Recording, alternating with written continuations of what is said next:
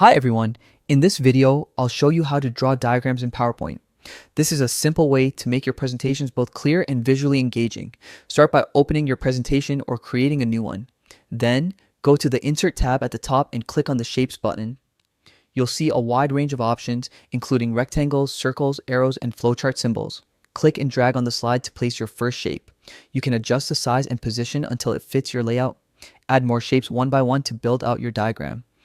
To connect the shapes, go back to the Shapes menu and select a line or arrow. Click and drag between two shapes to show the relationship. This is especially useful for workflows and process diagrams. Once your diagram is ready, press Ctrl+A to select everything. Right-click, then choose Save as Picture. Give your diagram a clear name and save it as an image file. And that's it. You've created a reusable diagram in PowerPoint that can be saved as an image for reports, slides, or any project. Thanks for watching, and I'll see you in the next tutorial.